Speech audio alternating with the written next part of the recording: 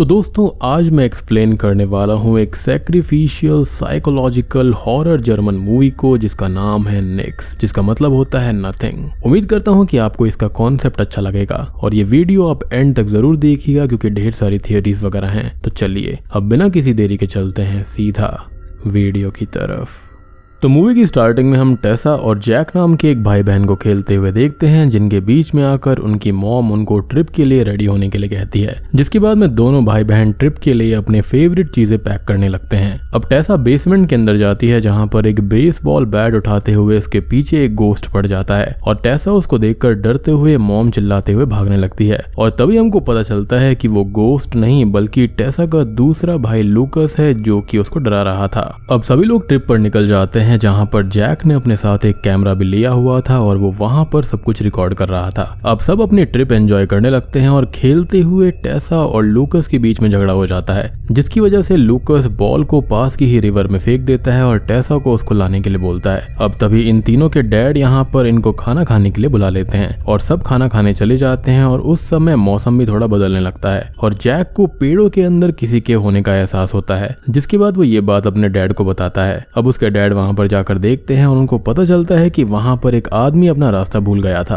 अब सभी खाने के लिए बैठे ही थे कि तभी इनको रियलाइज होता है कि टेसा मिसिंग है और सभी उसको ढूंढने में लग जाते हैं। तभी हम टेसा को देखते हैं जो कि बॉल लेने गई हुई थी और तभी उसको एक औरत दिखती है जो कि उससे कहती है कि उसे यहाँ से चले जाना चाहिए, जिस पर टेसा कहती है कि वो बॉल लिए बिना नहीं जाएगी और वो बॉल को लेने के लिए अंदर चली जाती है। वो औरत उसको बॉल लेने से मना करती है लेकिन टेसा उस लेक के अंदर चली जाती है और तभी वहां पर टेसा के पीछे एक क्रीपी स्पिरिट निकलती है जो कि उसको पानी के अंदर खींचकर ले जाती है। और ये सब टेसा के डैड तो देखते ही हैं लेकिन वो कुछ नहीं कर पाते। अब उसके डैड वहीं पर टेसा के लिए रोने लगते हैं और तभी वहां पर डोना यानी कि उसकी वाइफ आ जाती है जो कि ये देखती है कि उसके हस्बैंड के पीछे से सेम स्पिरिट निकलकर उनके करीब आ रही थी। जिसके बाद ये सीन यहीं पर कट हो जाता है। अब ये सारे सीन्स जो होते हैं ना वो पास्ट की कहानी को बयां कर रहे थे और अब हम प्रेजेंट की कहानी को देख पाते हैं। अब मूवी का सीन शिफ्ट होता है लगभग 15 साल के बाद, जहां पर हम लूकस को देखते हैं जिसकी मेंटल कंडीशन उतनी अच्छी नहीं होती और उसे कई बार टेसा की आवाजें भी आती थी। मे बी उसे इस चीज का गिल्ट होता है कि टेसा उसकी वजह से आज नहीं रही।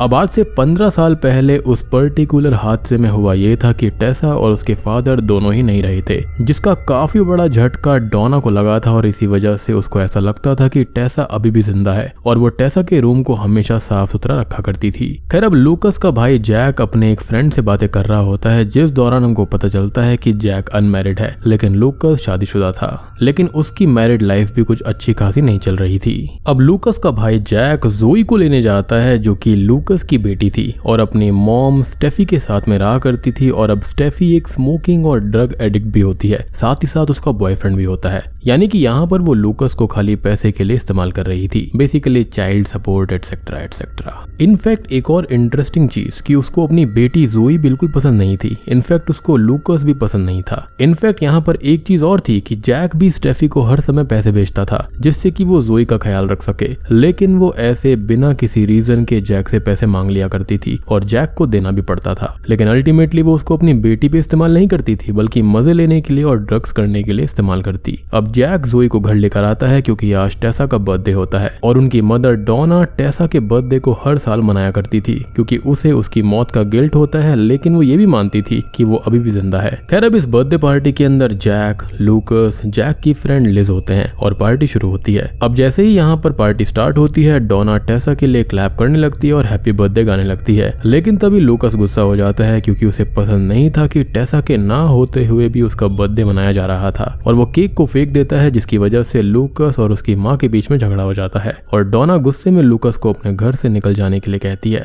अब वहां से लूकस दूसरे रूम में जाता है जहां पर जोई लूकस से जाकर ये कहती है कि वो अपनी मॉम से क्यों झगड़ते रहते हैं, जिस पर वो कहता है कि टेसा अभी नहीं है और उन्हें ऐसा लगता है कि टेसा अभी भी हमारे बीच में है और ये उनकी गलतफहमी है। जिसके बाद में लूकस टेसा का एक हेयर क्लिप जोई को दे देता है। अब लूकस लूकास को नाइटमेयर्स आने लगते हैं जहाँ पर बार बार उसको टेसा दिख रही होती है और ये नाइटमेयर्स काइंड ऑफ ऐसे होते हैं जैसे कि वो लूकास को ये याद दिला रहे थे कि टेसा की मौत लूकास की वजह से हुई थी और वो इस बात को एक्सेप्ट नहीं कर रहा था। साथ ही साथ नाइटमेयर्स में उसे एक बार खुद की बॉडी भी दिखती है और एंड में उसे वही स्पिरिट दिखाई देती है जिसे लूकास गन से शूट करने की कोशिश करता है। लेकिन तभी सीन कट होता है और जैक को ऊपर से गन चलाने की आवाज सुनाई देती है और जब वो बाथरूम में जाकर चेक करता है तो उसका भाई इस दुनिया में नहीं था, यानी कि उसने अपने आप को ही खत्म कर लिया था। और तभी वहां पर जैक निक्स लिखा हुआ देख पाता है। निक्स का मीनिंग यहाँ पर होता है कुछ भी नहीं। अब हम सभी को लूकास के फ्यूनरल पर देखते हैं जहाँ पर जोई उसकी बॉडी को देखने जाती है और उसे उसकी जगह वही स्पिरिट दिखती है जिसकी वजह से वो चिल्लाने लगती है।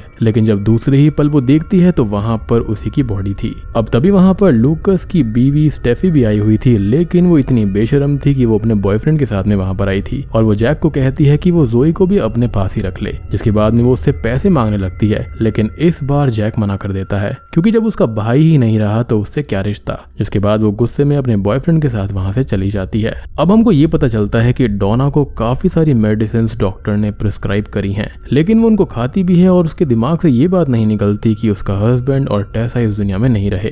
अब अगले दिन सभी लोग लूकास की अस्थियों को बहाने के लिए उसी जगह पर आते हैं जहां वो बचपन में ट्रिप के लिए गए थे। लेकिन अजीब बात ये होती है कि जैसे ही अस्थियों को बहाने के लिए वो पानी के पास जाते हैं तभी जैक देखता है कि लूकास की अस्थियां मिसिंग थीं और ये सब जानकर वो हैरान हो जाते हैं। जिसके बाद सभी एक साथ मिलकर कार के पास जाकर अस्थियों को ढूंढने लगते हैं। अब इसी बीच हम देखते हैं कि डोना और जोई एक साथ पेड़ के नीचे बैठे हुए थे, जहां पर जोई डोना से पूछती है कि अगर उन्हें ये लगता है कि टेसा अभी भी जिंदा है तो उन्होंने उसको ढूंढना क्यों छोड़ दिया। जिस पर डोना यहाँ पर ये कहती है कि क्या वो टेसा को ढूंढने में उसकी मदद करेगी और जोई इस पर हाँ कहती है। अब जैक और लिज दोनों अस्थियों को ढूंढ ही रहे होते हैं कि तब तक पीछे से डोना और जोई जंगल के अंदर टेसा को खोजते हुए निकल जाते हैं और हर जगह टेसा का नाम लेते हुए जंगल की काफी अंदर आ जाते हैं। अब उसी वक्त डोना को अचानक से पेट में दर्द होने लगता है और वो वहीं पर बैठ जाती है और जोई डोना की मदद करने की कोशिश करती है और हम बैकग्राउंड में उसी लेडी को देख पाते हैं जिसे हमने मूवी की स्टार्टिंग में टेसा को लेक से दूर रहने के लिए कहते हुए देखा था। अब जैक लिज को कार इधर छोड़कर अपनी मॉम और जोई को ढूंढने के लिए चला जाता है, जहां पर उसे जंगल में उसकी मॉम बेहोश मिलती है और वो एम्बुलेंस को कॉल करने लगता है। जिसके बाद में जैक जोई को ढूंढने लगता है और हम जोई को उसी लेडी के घर में देख पाते हैं जो कि कुछ समय पहले हमको दिखी थी। अब जैक समहाउ उस घर में पहुंच जाता है और जोई को अपने साथ ले जाने लगता है, जहां पर उसे उन तीनों के बचपन वाला बैट भी दिखाई देता है जो कि वो लेडी ये कहती है कि तुम इसको ले जा सकते हो और जैक उसे अपनी फैमिली से दूर रहने के लिए बोलता है। दूसरी तरफ हम लिज को देखते हैं जो कि कार में होती है और उसे वहां पर वही स्पिरिट हॉन्ट करने आती है। लेकिन जब जैक जोई को ला रहा होता है तो वो स्पिरिट जैक को हॉन्ट करने लगती है और उसके कुछ ही सेकंड में वो स्पिरिट दिख रही होती है और अगले ही सेकंड वो गायब भी हो रही थी। लेकिन जब वो फाइनली जैक के ऊपर उसको मारने के लिए आती है तभी लिज पीछे से गन शूट कर देती है, जिसके बाद में वो स्पिरिट वहां से गायब हो जाती है। यानी कि एक चीज की श्योरिटी तो यहाँ पर यह है कि ये जो स्पिरिट है ये पक्का रियल में है, क्योंकि लिज को उसका दिखना बहुत ही वियर्ड था। लाइक चलो मैं ये भी मान लूं कि पूरी फैमिली के अंदर एक मेंटल ट्रॉमा था उनकी बहन का और उनकी बेटी के जाने का, लेकिन लिज को इस चीज से क्या मतलब था। तो मेरे ख्याल से यहाँ पर ये जो एंटिटी है वो भी है और कहीं ना कहीं घर के अंदर मेंटल इलनेस का भी प्रभाव है। खैर अब जैक अपनी मदर को हॉस्पिटल में एडमिट करवाता है, जिसके बाद वो घर आकर लूकास के कुछ फाइल्स को चेक करने लगता है, जहां पर उसको कुछ रैंडम ड्राइंग्स मिलती हैं जो कि उसने ही बनाई थी और उन ड्राइंग्स को जोड़ने के बाद में जैक को वही स्पिरिट की ड्राइंग दिखती है जिससे कुछ समय पहले उसका जंगल में आमना सामना हुआ था। अब जैक को अपने भाई लूकास के जाने का काफी दुख था और उसको शक भी था कि वो खुद से ही खुद को नहीं खत्म कर सकता, लेकिन इस स्पिरिट की फोटो को देखने के बाद में उसको कंफर्म हो जाता है कि लूकास ने खुद को नहीं खत्म किया है। अब दूसरी तरफ हम जोई को देखते हैं जिसको अपने रूम के अंदर अपनी मॉम स्टेफी दिखती है और वो जोई को अपने लिए किसी हेल्प के लिए बोल रही थी। वो उसको अपने हाथ पर बंधा हुआ कपड़ा टाइट करने के लिए बोलती है, जिसके बाद पीछे से ही सडनली वो स्पिरिट निकलती है और वो उसकी मॉम को पकड़कर विंडो से बाहर चली जाती है, जिसको देखकर जोई जोरों से चिल्लाने लगती है। अब जैक भागते हुए ऊपर आता है जहां पर जोई उसको ये बताती है कि उसकी मॉम आई थी, लेकिन वो स्पिरिट उनको पकड़कर ले गई है। जिसके बाद में जैक ये पूछता है कि वो स्पिरिट यानी कि वो डीमन कहां पर गया है, तो जोई विंडो की तरफ इशारा करती है, लेकिन जैक को विंडो पर कुछ नहीं मिलता, एक खरोंच तक वहां नहीं थी। अब जैक नीचे जाकर चेक करता है जहां पर एक्चुअली में एक इंजेक्शन मिलता है जो कि ड्रग वाला इंजेक्शन था और प्रोबेबली स्टेफी ही इसको यूज किया करती थी, इसलिए उसे जोई की बातों में विश्वास था और वो जोई को जाकर ये कहता है कि अगले दिन वो उसकी मॉम को ढूंढने जाएंगे। अब वो इन सब से काफी डर चुकी थी, इसलिए जैक उस रात उसी कमरे में जोई की केयर करने के लिए रुक जाता है। अगले दिन अब जैक स्टेफी के घर पर जाता है, जहाँ पर वो ये देखता है कि स्टेफी इस दुनिया में नहीं रही थी और जिस तरह से स्टेफी के पैरों की हालत थी तो जैक यहाँ पर श्योर हो जाता है कि उसी स्पिरिट या फिर डीमन ने उसको खत्म किया था। अब जैक ये बात अपनी फ्रेंड लिज को बताता है, लेकिन वो ये बात जोई को नहीं बताता क्योंकि उससे हो सकता था कि उसके ऊपर बुरा असर पड़े। लाइक उसके पेरेंट्स ही खत्म हो चुके थे, ना फादर रहे थे ना ही मदर थी।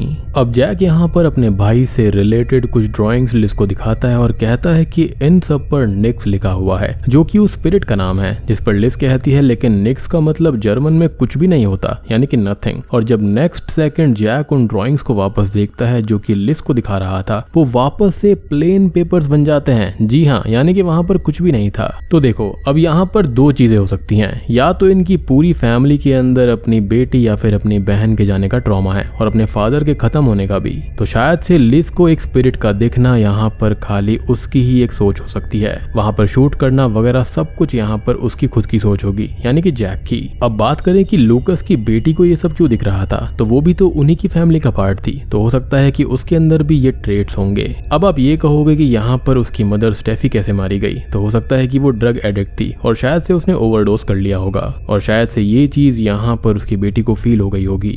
लेकिन चीजें मूवी के अंदर आगे काफी इंटरेस्टिंग होने वाली हैं, सो कीप वॉचिंग। खैर, अब जैक घर जाकर जोई को उसकी मदर स्टेफी के बारे में नहीं बताता और जोई को कुछ और दिन अपने साथ ही रुकने के लिए कहता है, जिस बात से जोई और भी ज्यादा खुश हो जाती है क्योंकि यहाँ पर वो जैक को काफी फादर फिगर की तरह देखा करती थी। अब जैक आज रात भी जोई के कमरे में ही सोने का फैसला करता है, जहाँ पर बातों ही बातों में जोई स्पिरिट निक्स के बारे में कहती है, जिस पर जैक हैरान हो जाता है कि उसे निक्स के बारे में कैसे पता चला और वो बताती है कि उसके डैड ने उसको ये बताया था। यानी कि मुझे लगता है कि जोई के दिमाग में ये चीजें चल रही थी क्योंकि उसके फादर ने उसको इन सब चीजों के बारे में बताया था। होता है ना फेरी टेल्स जैसा, तो बचपन में आप जैसा भी बच्चे के माइंड में इनपुट दे दोगे वो वैसा ही आउटपुट दिखाने लगता है। और ऐसा कहते भी हैं कि जब बचपन में शुरुआती एज होती है तो 99% न्यूरॉन्स को एक्टिवेट किया जा सकता है, तो शायद से यहाँ पर ये चीजें ट्रिगर हो गई होंगी। खैर, साथ ही साथ में वो ये भी कहती है कि वो स्पिरिट वापस आएगी, जिस पर जैक कहता है कि ऐसा नहीं होगा। लेकिन जब वो ये कहती है कि क्या ये स्पिरिट बेसमेंट से नहीं आ सकती, तो लूकस जोई को तो मना कर देता है, लेकिन उसका शक बेसमेंट की तरफ चला जाता है। अब हम लिज को देखते हैं, जिसको वही डीमन या फिर स्पिरिट कुछ समय के लिए हॉन्ट करता है, लेकिन फिर चीजें नॉर्मल हो जाती हैं।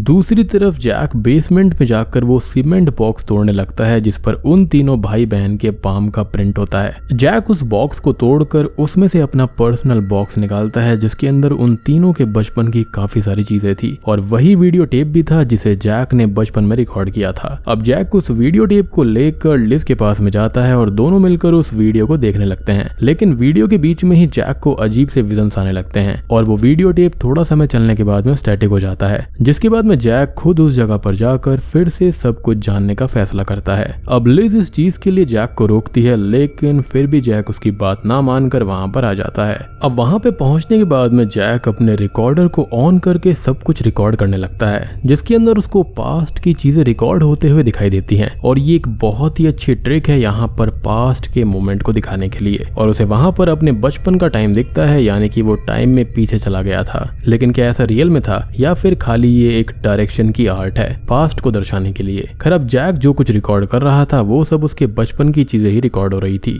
जैसा कि मैंने बताया कि यहाँ पर सारी चीजें वहां पर पास्ट की दिखाई जा रही हैं। अब वहीं पर जैक के फादर झाड़ियों की तरफ आते हैं, जहां पर वो ओल्डर जैक को देखते हैं। जी हाँ, यानी कि मूवी की स्टार्टिंग में जो यंगर जैक ने किसी आदमियों को झाड़ियों के अंदर देखा था, वो कोई और नहीं बल्कि वो खुद का ही एक ओल्डर वर्जन का जैक था, जो कि मेरे ख्याल से रियल में ऐसा है नहीं। जैक यहाँ पर खाली खुद एक मेंटल पेशेंट है या फिर उसके अंदर एक ऐसा ट्रॉमा है जिसकी वजह से उसको ऐसा दिख रहा था और खाली वो ये सोच रहा है कि वहां पर उसने खुद के ही ओल्डर वर्जन को देखा है। खैर, अब इसके बाद में जैक को काफी सारे विजन्स आते हैं जो कि काफी ज्यादा हॉरिबल होते हैं, लेकिन एंड में जैक ये देखता है कि उसकी मॉम ने ही उसके डैड को उस दिन मारा था। जी हाँ, और वो भी उसी बेसबॉल बैट से जो कि उसने उस अननोन लेडी के घर में देखा था। खैर, अब जैक घर आकर सीधे बेसमेंट के अंदर चला जाता है और उस दरवाजे को खोल देता है जिससे कंटिन्यूअसली पानी टपक रहा था। जैक उस रूम के अंदर जाता है जहां पर उसको एक छोटी सी डॉल मिलती है और एक वेल मेंटेन्ड बेड भी वहां पर था। तभी उसकी माँ डोना उस रूम में आती है और वहां पर वो म्यूजिक सुनते हुए टेसा का नाम लेने लगती है। असल में डोना ऐसे बिहेव कर रही थी जैसे टेसा वहीं पर है और वो डॉल ही टेसा हो। अब उस वक्त हम जैक के पीछे उसी स्पिरिट को देखते हैं या फिर डीमन को देखते हैं, जो कि धीरे धीरे जैक से दूर जाने लगता है और जैक अपनी मॉम से पूछता है कि उन्होंने उसके डैड के साथ ऐसा क्यों किया। किया। अब डोना बताती है कि वो काफी समय से बीमार थी और स्पिरिट ने उसकी बीमारी में उनको जिंदा रखा था। जी हाँ, यानी कि यहाँ पर उसने अपने पति और अपनी बच्ची का सैक्रिफाइस दिया था और शायद से यहाँ पर वो उसी गिल्ट से कोप अप नहीं कर पा रही थी।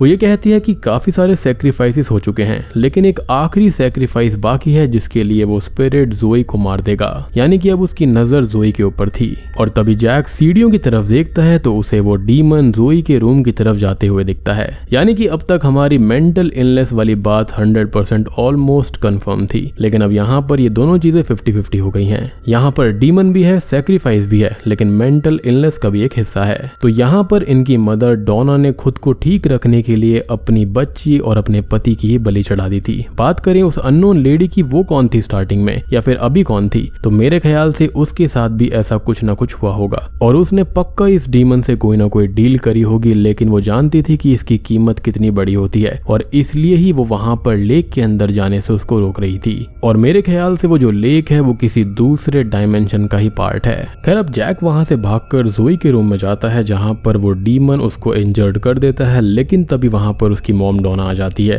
जिसको वो स्पिरिट मारने लगता है और जैक को ऐसा लगता है कि ये सब उसकी मॉम ने जानबूझकर किया है। अब जैक अपनी मॉम को पेन में देखता है जहां पर उसको विश्वास हो जाता है कि ये सब उसकी मॉम की मजबूरी थी अपनी बीमारी को ठीक करने के लिए, लेकिन स्टिल यहाँ पर आप अपने बच्चों की और अपने पति की बलि नहीं दे सकते। और आपने एक चीज और नोटिस करी होगी, जब जोई और वो जंगल के अंदर थे तो उसके पेट में दर्द हुआ था, तो यहाँ पर पक्का उसको पेट से रिलेटेड कोई ना कोई बीमारी होगी। लेकिन अब यहाँ पर डोना इन चीजों को ठीक करना चाहती थी, तो वो उसे अपने आप को फिर से उसी जगह पर ले जाने के लिए कहती है जहाँ से ये सब शुरू हुआ था। अब जैक ऐसा नहीं करना चाहता था, लेकिन डोना उसको कहती है कि अब बहुत देर हो गई है, जिसके बाद में जैक अपनी मॉम को उस जगह पर ले जाता है और वहां पर उसे अपनी बहन टेसा भी दिखती है, जिसके साथ उसकी मॉम उसी लेक के अंदर चली जाती है। जैसा कि मैंने कहा कि ये पक्का कोई ना कोई दूसरा डायमेंशन है और जैक ये सब देखकर रोने लगता है। अब हम अगले दिन का सीन देखते हैं जहां पर जोई और लिज एक साथ रेस्टोरेंट के अंदर बैठे हुए थे और तभी जैक वहां पर आता है जो कि लिज को थैंक यू कहता है, क्योंकि पिछली रात लिज ने ही जोई को उसके कमरे से भगाया और अपने घर ले आई थी, जिसकी वजह से जोई आज जिंदा थी। अब जैक, लिज और जोई तीनों एक साथ रहने वाले थे और हमेशा उनको अपने जाने वालों का दुख रहेगा। और बूम, इसी के साथ में ये मूवी यहीं पर खत्म हो जाती है। तो दोस्तों, ये थी निक्स मूवी की कहानी जहां पर मेंटल ट्रॉमा और सैक्रिफाइसेस डीमंस को मिक्स करा गया है। ओवरऑल मूवी को अच्छा करा जा सकता था, आई मीन कॉन्सेप्ट में काफी दम था, लेकिन वही कहते हैं ना कि चीजें जब डायरेक्शन वगैरह अच्छी नहीं हो पाती तो चीजें इस तरह से अजीब हो जाती हैं। आई मीन ऑब्वियस सी बात है, कोई भी नॉर्मल इंसान इसको पहली बार देखेगा तो उसको समझ में नहीं आने वाला, लेकिन इसलिए तो कहते हैं कि हम किस लिए बैठे हैं यहाँ पर। तो आई होप कि आपको निक्स मूवी अब अच्छे से समझ में आ गई होगी। तो वीडियो पसंद आई हो तो लाइक कर देना, चैनल के ऊपर नए हैं तो सब्सक्राइब कर लीजिए। तो मैं आप सबको मिलता हूँ अगली वीडियो के साथ में, तब तक के लिए